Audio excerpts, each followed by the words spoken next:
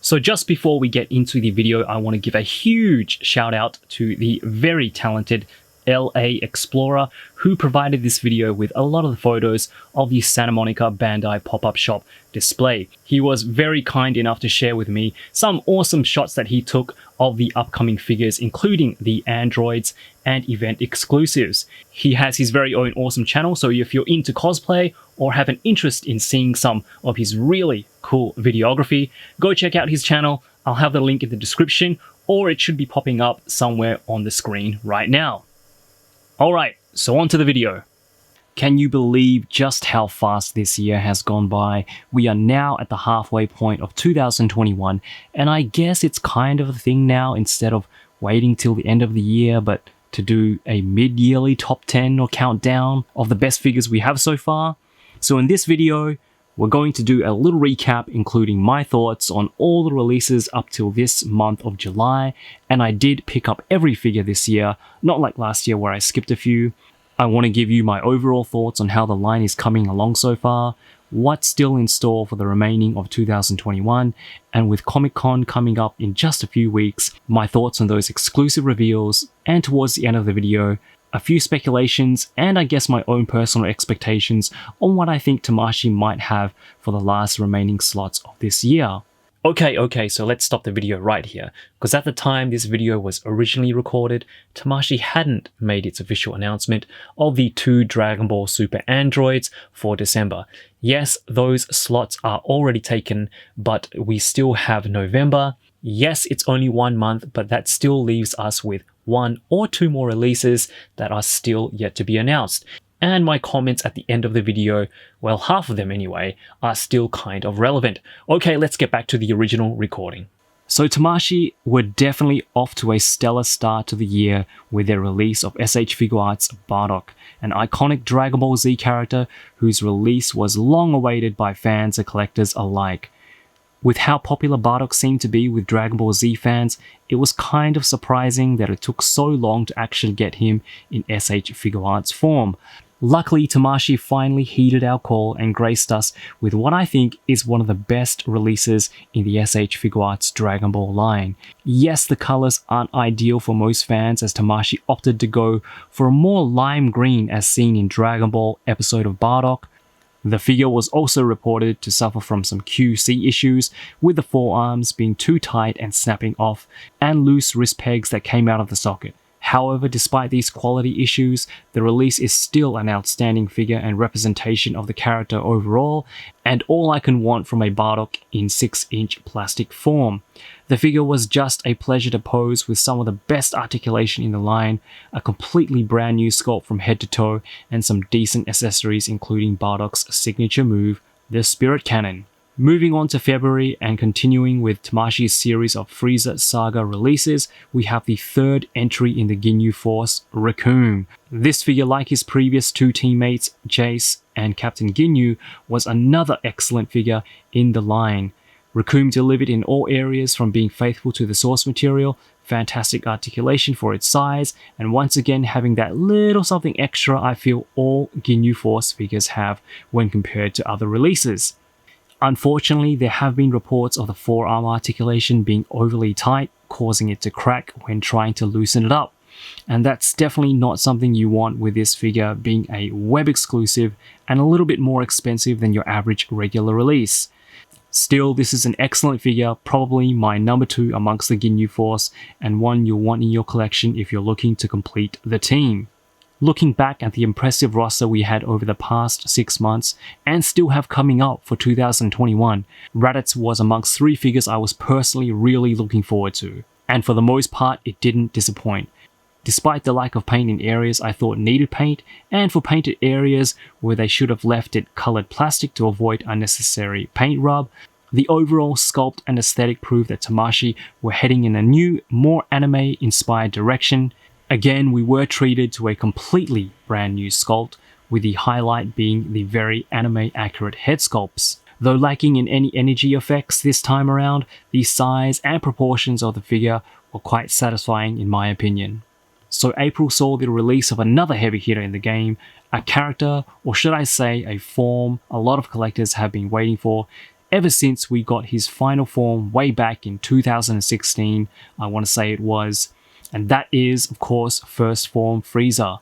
First Form Frieza was part of the Namekian Dragon Ball series of figures, and much like the Ginyu Force, felt just a little more special as the designs and coloring of the figure were looked over by none other than Dragon Ball creator himself, Akira Toriyama.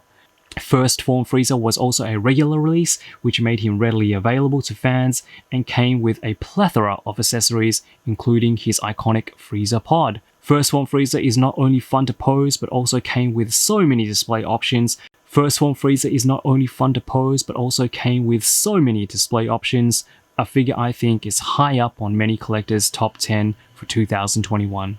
May would bring us the last member or last two members of the Ginyu Force, depending on how you interpret Guldo. Berta being the biggest out of the Ginyu Force left him a little lacking in terms of accessories compared to the other team members. However, he was packed in with Guldo, though was more of a statue, still looked very impressive with his teammates. And at the end of the day, that's all that we wanted, right? The full Ginyu Force team in s.h.figuarts form, all relatively in proper scale, striking their iconic poses on display in our shelves. Yes, it was a shame Guldo got the short end of the stick in terms of articulation, but it can't be denied that having the Ginyu Force in s.h.figuarts form is an impressive sight. So where would Dragon Ball be without its poster boy, Goku? And where would the s.h.figuarts Dragon Ball line be without another Goku figure? Good question, and I really don't have an answer for it, but Tamashii did pump out another rendition of Goku using the ever so reliable 2.0 Goku body, with a deeper V cut in the torso and a belt without the knot at the front. However, the main attraction of this figure, of course, was the brand new head sculpt and faces, which conjured a mixed reaction from collectors. Some liked it, some didn't. However, it was the first time to see Goku with a happy face in the Super Saiyan form, something for me personally that was a welcome addition to my collection. Tamashii packaged this figure as Super Saiyan Goku full power, and what I expect to be one of many figures Tamashii intends to release in a Cell Saga series, much like how they did with the Namekian series of figures. As we've seen last year in Tamashii's online events, we know they do have prototypes of a new base form Vegeta, Cell Saga Yamcha, a Cocoon form Cell, and Cell Saga Tien and Chaozu are due for release later this year. So it feels like a while since Tamashii last released a Dragon Ball Super figure, the last being Super Saiyan Blue Vegito back in October of last year, but just this month Dragon Ball Super fans were treated with another fan favorite, this time with Universe 6's very own Hit. Another brand new figure by Tamashii that took some engineering cues from other Figuarts lines to produce what I think is one of the most poseable figures in the Dragon Ball line. I had a few personal issues with the side skirts and the engineering around the lower abdominal area, but nevertheless a pretty well-rounded release with quite a few accessories and again articulation that makes it an overall joy to pose. Now this of course is just my personal ranking and how I feel about each figure and what each figure means to me in my own collection.